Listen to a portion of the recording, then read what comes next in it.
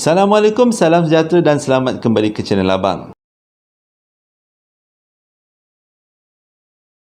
Hari ini Abang nak bercerita tentang beberapa upacara yang dikaitkan dengan kematian ataupun hantu. Dan upacara-upacara ini selalunya dilakukan dalam tempoh masa tertentu sebagai menghormati arwah-arwah yang dah meninggal ataupun untuk mengelakkan daripada bencana. Jadi kalau korang nak tahu senarai upacara-upacara yang berkaitan dengan hantu ni, tonton video Abang daripada mula sampai habis, nanti Abang ceritakan.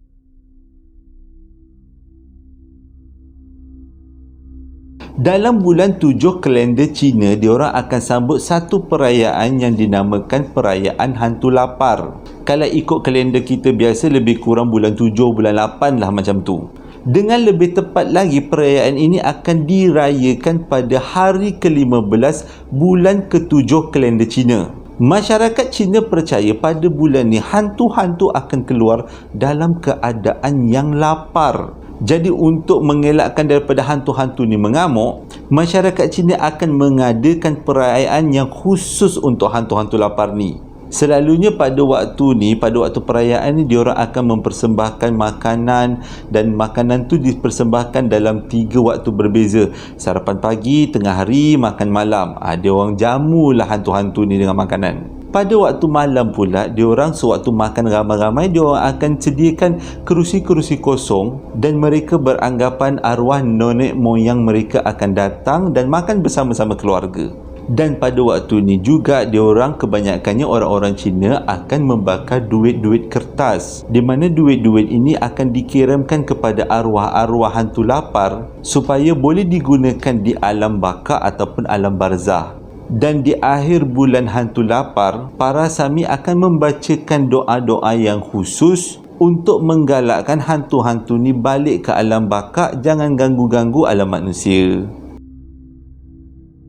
Dekat Kalimantan ada satu perayaan ataupun upacara yang dinamakan Tiwah. Upacara ini dilakukan adalah untuk menghormati arwah nenek moyang susu galuh diorang. Tujuannya adalah untuk membantu arwah-arwah ini mendapatkan tempat terbaik dekat alam baka. Cara diorang melakukan upacara Tiwah ialah, yang pertama, diorang akan buat bendera, di mana jumlah bendera ini adalah bersamaan dengan jumlah jenazah atau mayat yang nak diraikan. Lepas tu diorang akan membangunkan satu pondok dinamakan Balai Nyahu, di mana dekat dalam pondok ni akan digunakan untuk menempatkan rangka-rangka mayat yang telah digalikan, dikeluarkan daripada kubur untuk dibersihkan. Pada masa yang sama, keluarga yang menjalankan upacara Tiwah perlu menyediakan haiwan-haiwan korban seperti lembu, kerbau, babi dan anjing,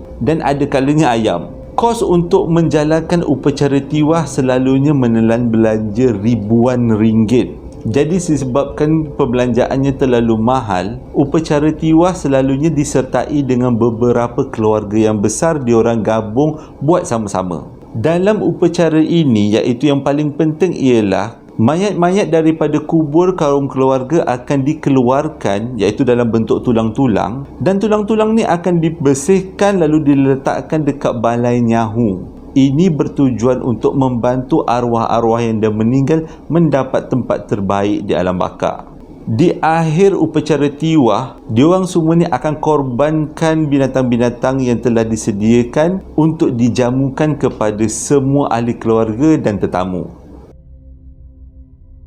Dekat negara Scotland atau negara Ireland, ada satu upacara yang dinamakan upacara Samhain. Upacara ini adalah upacara doa ataupun meraihkan susur galur keturunan nenek moyang diorang. Upacara ini dilakukan pada bulan Oktober, iaitu di antara musim luruh dengan musim salji.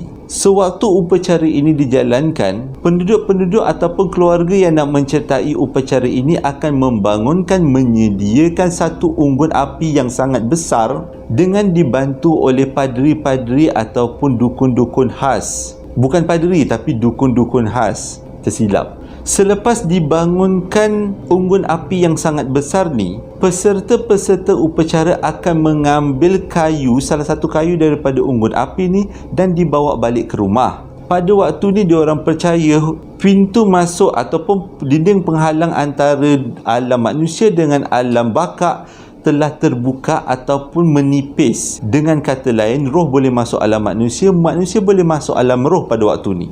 Tujuan unggun api itu dibawa balik ke rumah adalah untuk mengelakkan gangguan-gangguan makhluk-makhluk jahat. Pada malam perayaan diorang akan makan beramai-ramai, dan pada waktu ni juga kadang-kadang diorang akan bercakap dengan dinding, dengan udara.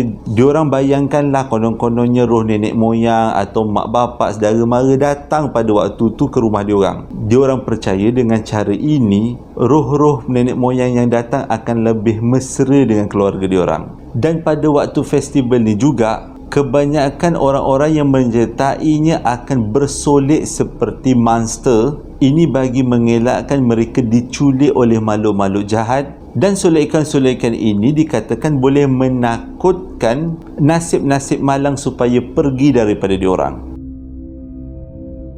Pada 2 November ataupun dengan lebih tepat 2 hari sebelum perayaan Halloween, orang-orang Meksiko akan merayakan satu hari yang dinamakan Day of the Dead, iaitu perayaan orang mati. Orang-orang Meksiko percaya bila seseorang tu mati, mereka akan pergi ke satu tanah yang diberi nama Tanah Orang Mati, ataupun nama lainnya ialah Chichunamichlan. Macam nama kucing kan, Chichunamichlan.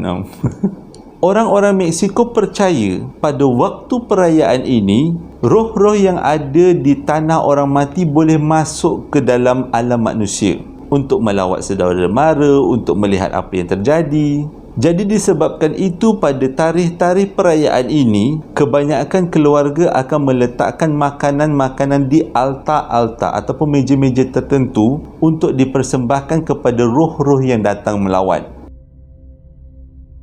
Ada satu upacara dekat Indonesia, dekat Tanah Toraja, yang digelar mak nenek. Abang rasa ramai yang tahu tentang upacara ni, iaitu diorang akan keluarkan gali semula mayat ahli keluarga diorang, lalu dibersihkan dan didandan, serta dijadikan seperti manusia biasa, dijamukan dengan makanan, diajak borak-borak, padahal diorang tu semua dah jadi mayat. Selepas mayat-mayat ini dikeluarkan daripada kubur, mereka perlulah membawa mayat-mayat ini berdepan dengan seorang sami ataupun orang-orang alim, orang Toraja, untuk didoakan. Selepas didoakan, barulah mayat-mayat ini didandan selayaknya. Kalau perempuan, pakaikan baju perempuan.